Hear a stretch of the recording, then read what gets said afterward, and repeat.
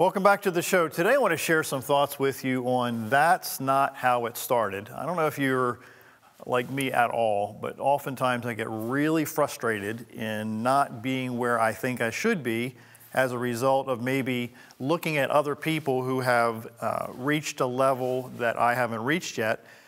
And sometimes I've thought that maybe they have had special genes, or they came from the right side of the tracks and I came from the wrong side of the tracks, or maybe I was born into the wrong family and they had maybe a little springboard in their life. So that's kind of like the theme of the show here today.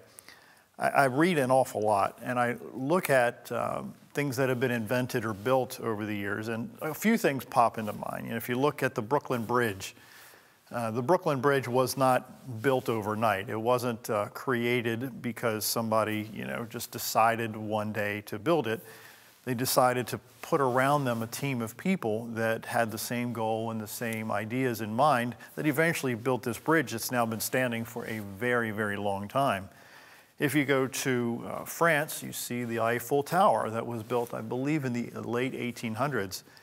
That's still standing right now as a result of a group of people working together to make some things really happen in a tremendous way that we've been talking about that for over 100 years now. And it's a beautiful piece of, I think, art and architecture.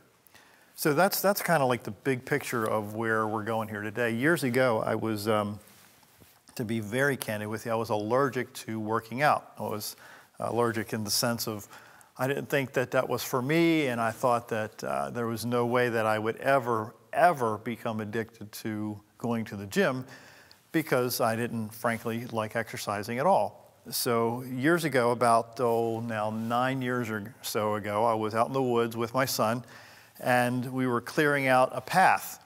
And stupid me, since I'm from the city, I was newly transplanted into the urban areas in the woods. I decided to bring a little axe and to chop up some logs and some things that were in the way of this path. And while I disturbed a bunch of yellow jackets, as a result of disturbing these yellow jackets, the swarm came upon me and I was being bitten and stung by these bees. So my son, he was in his early teens back then, and a lot faster than me, so he tore off running because they were attacking him, and he was way ahead of me. So I started running as fast as I could. I was about maybe a half an acre away, maybe an acre away from our house, and I'm running, and these things are all over me, all over my pants. It's going through my pants, through my shirt, and they're just attacking me big time. So I finally collapsed on our driveway, gasping for air, and so I'm stripping as I'm running closer to the house, trying to get my clothes off. Sounds crazy. Trying to get my clothes off to get these bees from stinging me. So I collapsed on the driveway, trying to breathe, and long story short, that was the catalyst in me deciding that I was going to begin a journey of being in shape, or at least trying to get in shape. So again, the bigger picture here today is that where you see people now that have exceeded or reached some level of status, they didn't start that way. There's a quote by a guy that lived, almost 100 years ago. He said, "Nothing in the world can take the place of persistence. Nothing in the world can take the place of it." He said, "Talent will not." He said, "Nothing is more common than unsuccessful men with talent." He said, "Genius will not. Unrewarded genius is almost a proverb," he says. "Education alone will not. The world is full of educated derelicts. Persistence and determination alone are omnipotent." I've met a lot of people who are really smart. I've worked with a lot of people that are really smart. But being smart and doing stuff are not the same thing.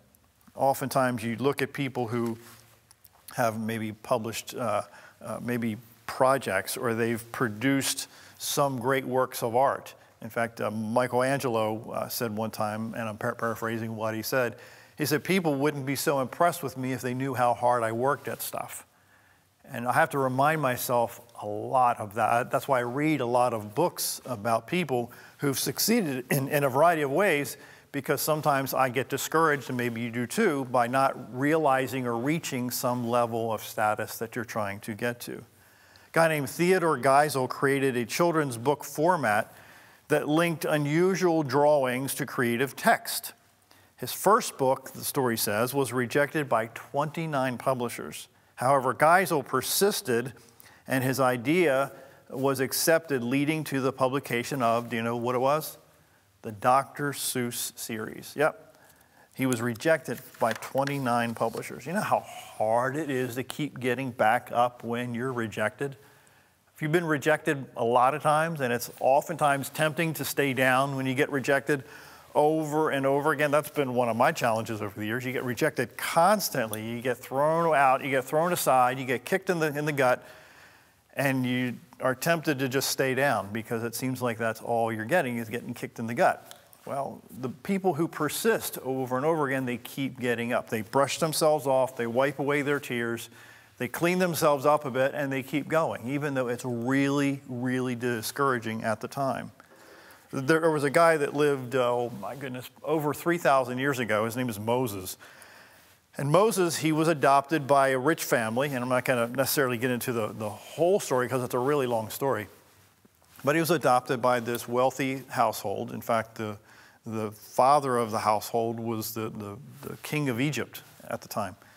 So he was brought up in this really well-to-do family, and then he reached a point in his life where he saw some things that were happening around him that didn't sit well with him. He saw how people were being treated horribly. In fact, they were people of his own heritage that were treated horribly, and he decided that he had to do something about it.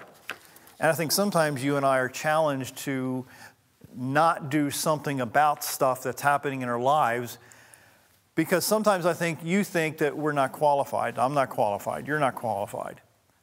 And I think oftentimes that we reach a point in our lives where you have to realize that maybe that if you are not the one that's going to make a difference in somebody's life, then who's going to make a difference in somebody's life? There's an ancient story about a woman that was challenged to speak up and help her people when everybody else around her was challenged to keep their mouth shut.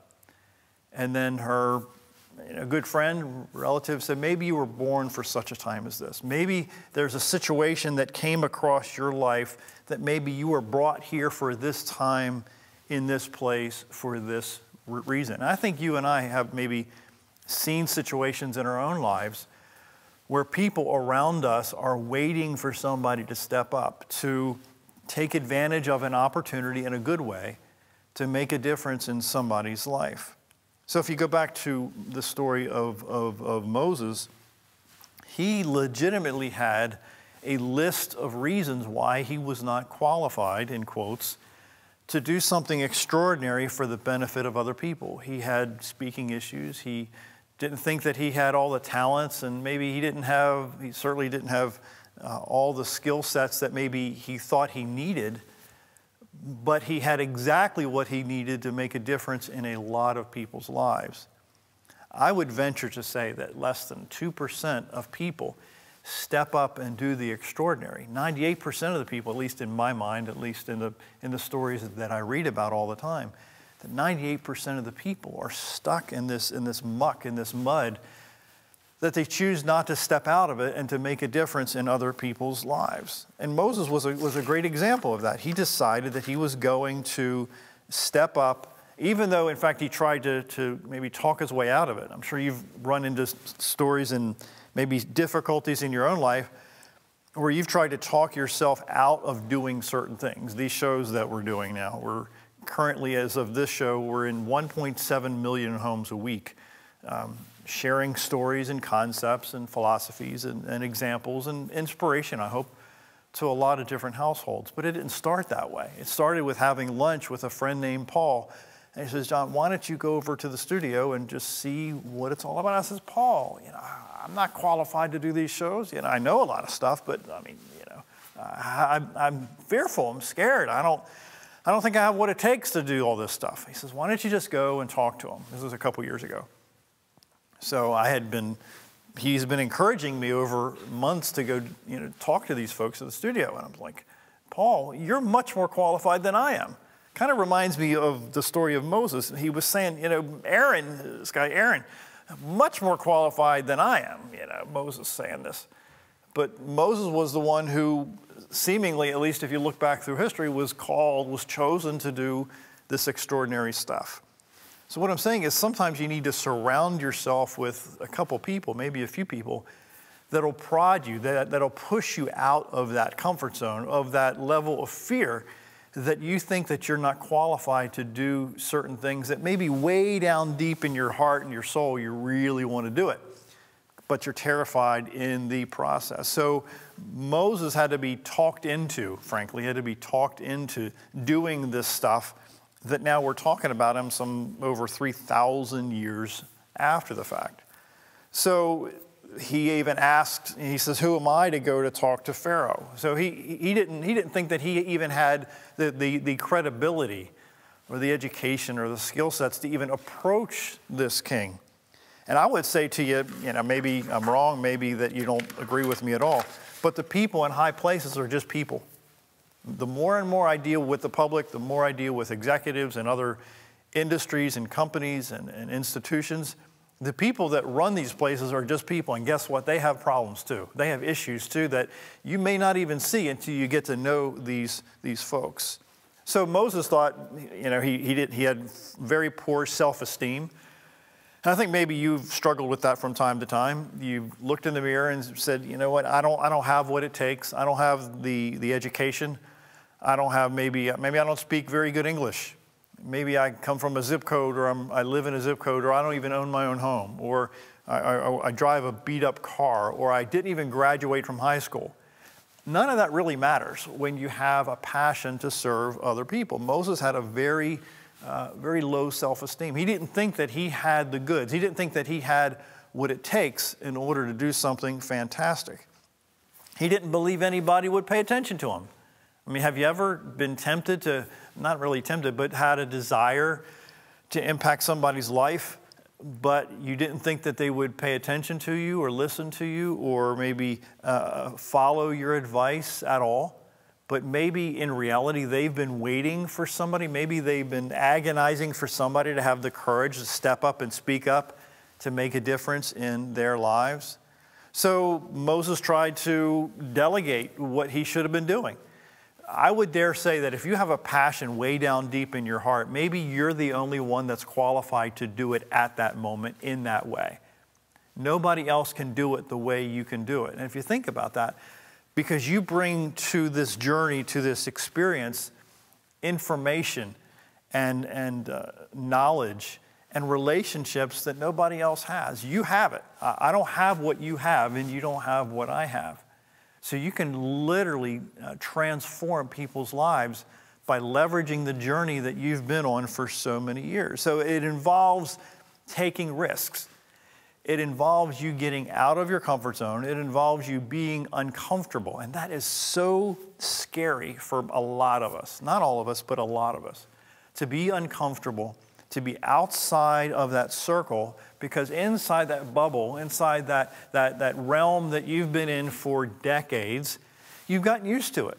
And to step out and do something that's extraordinary, that's different, that's beyond what you've been used to doing over the years, it's pretty terrifying for the first several times. And if you can get over the hurdle of doing what is terrifying the first several times, it does get easier. But you have to maintain the momentum of doing the scary stuff the first several times. One actor said, you always pass failure on the way to success. Again, you always pass failure on the way to success. That was said by Mickey Rooney. I don't know if you know who that is, but he was a great actor that lived a long time ago. Again, the more you read about people who have succeeded, they have failed way more times than they've done well. So you and I have to get past this fear, this apprehension, this lack of desire to push through this failure, because you're going to fail 98, 99% of the times. But that doesn't make you a failure. There's a big difference between failing and being a failure. Milton Hershey went broke twice before succeeding in the candy business. You may have heard the name Hershey. He went broke multiple times. The Pepsi-Cola company went bankrupt 3 times. R.H. Macy started a department store that became world famous, but he went broke 6 times. Think about this a minute. The names that you know very well, you think that maybe it just happened, or they had everything together. They had all these investments and millions of dollars from the get-go. That's not the way it happened. I can almost guarantee you every single time it never worked the first several times. You've probably heard of the show MASH if you're old enough. This television show, it was one of the longest, it just stayed on the air for I think 32 years or so, a long time. But it was turned down by almost 36 producers. It became very successful, but the creators of MASH had to get through dozens of producers that said, I'm not interested in this is not going to work for this reason or that reason. So they persisted. They kept going. They kept pushing forward to say this concept, this idea is going to be really, really good. And for you and I, talking to me too, to push through this discouragement of pushing and falling and failing and pushing and falling and failing for dozens of times before something breaks through. That's what it takes, it seems, for the people who've done something great in their lives. They push really, really hard. There's so many stories. There's a story of a lady named Lisa Amos who teaches in school. And she says that the average entrepreneur fails 3.8 times before they succeed. I think it's way more than that. I think it's several dozen, depending on how many attempts you make at certain things. I was talking to a friend of mine the other day. His name's Derek. And I told him that I've reached a plateau in the gym. I've reached a level where a certain number of weights and reps have become really easy. Is there anything that I need to tweak and adjust to change some things that would create more bulk? So he gave me some tips to stretch and to do other things that can create more bulk. And I wonder if you and I choose to go to people who know more than you do, who are willing to share information and experiences that they've had that can help you. I would, again, I'll say this probably in almost every show. If you're not reading books about successful people every single week, you're not going to get to a place that you need to in your life. You have to, I mean, it's just common sense. If you want to learn how to ride a bike, you read about and study people who know how to ride a bike. Or if you want to build a sailboat, you definitely want to read information about people who build, a sailboat. Or if you want to learn how to build a house or build a computer or do anything that's out of your comfort zone, doesn't it make sense to read from people who've really been there and done that? Well, why aren't you reading books every single week that can, or at least chapters in books every single week, that can help you lessen the learning curve, take away a lot of the anxiety and the fear of doing some things that maybe you've really been wanting to do it for a long time. Years ago, we're talking now probably 30 years ago, I started to read books by a guy named Warren Bennis, and he is a really smart guy who teaches people how to lead and manage people and push through some of the struggles in their own lives. In one quote, he said, I tend to think there's a big difference between people who lead and people who manage. And he said in context, he says that people who lead understand how to get through the most difficult struggles in their own lives in order to focus on the struggles of other people. And you stop and think about that a minute. Oftentimes, it's very tempting for you and I, and again, I'm just like you in a lot of ways, that you tend to look inside to yourself to try to get through the hurdles in your own life. But if you choose to look at other people and to help them grow past their difficulties, then your problems don't seem to be as bad at all. I can remember a story that one guy said that he was complaining about his cold feet. He had holes in his shoes until he saw the guy without feet. And he saw, he took a bus ride and he was complaining about how cold his fingers were because he didn't have any gloves and it was a really cold day. Well, he sat beside a guy without any arms. So it's so easy to look at what we don't have and instead of looking at other people, what they don't have, and then we can appreciate what we do have. Folks who lead and folks who recreate some really cool stuff, they don't look at the status quo. I think you and I struggle with that from time to time. We look at society and think this is the way it is. instead of you being the one that maybe changes society. Think about that. What about you could be the one that changes society if you persist long enough in order to change what's going on around you? No, it's not easy. No, I mean, the easy thing is to sit back and let stuff happen. The easy thing is to think that everything that is will always be. Think about that a minute. It's easy to think that what is always will be, instead of you could be the literal catalyst in the world to change people's lives. Again, I go back to where I started at the beginning, the Brooklyn Bridge, the Eiffel Tower, the Great Wall of China. There was once upon a time when none of that even existed, until somebody had an idea, until somebody rallied around them, a group of people, a team of people that put their minds together and their skill sets together and built some really, really cool stuff. Robert Alio said, as leaders, sometimes they're made, some people think, and some people think they're born. He says, evidence suggests that people who lead emerges when individuals, listen, seize opportunities to develop themselves as leaders. They became leaders when they're given the chance to practice the craft of leadership in challenging situations. Guess what? You don't grow unless you use what you have. There's an old saying that says you should use what you have until what you need comes. That's been one of my difficulties for a lot of years until the last few years, where I thought that I had to have all my stuff together, all my ducks in a row before I could attempt certain things. But that's not really the way it should work.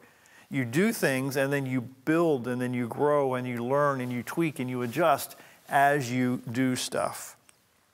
Most people are afraid of failing because they refuse to step into the unknown. They refuse to step into the darkness. Think about that a minute. How many times haven't you known children that are afraid of the darkness? They're afraid of the unknown. They're afraid of stepping out there and doing stuff that they didn't think they could do. I think you and I sometimes are not that much different, where sometimes you're faced with a challenge, an opportunity, something that to step out and do something that you've never done before. And the fear of looking stupid, fear of falling on your face, the fear of failing, the fear of maybe people laughing at you and ridicule is a big deal. So that when you look at other people's opinions of you, negative opinions of you, then you're not going to step out and do the extraordinary. Well, guess what? If you don't step out and do the extraordinary, then you're not going to live an extraordinary life. And that's going to sound really bizarre. Maybe, again, I'll say it again. Maybe you think that you don't have all your ducks in a row. Maybe you don't think that you were born with a certain level of intelligence, but it really doesn't matter at all. The ones who succeed in life do stuff that's outside of their comfort zone every single day. Now, Albert Einstein was in school years ago, obviously, and his Greek instructor said, quote, "You will never amount to anything." This is Albert Einstein. He was told you'll never amount to anything. Think about that a minute. Think about the people in your own life who have said to you, to your face, maybe behind your back, maybe they've spread stories about you online, and they said that maybe you can't achieve certain things, or maybe your motives are not what you're projecting to the world. But they don't really know you. The older I get, I realize that you and I don't know the real motives behind other people. And guess what? They don't know the real motives behind you. So hear me.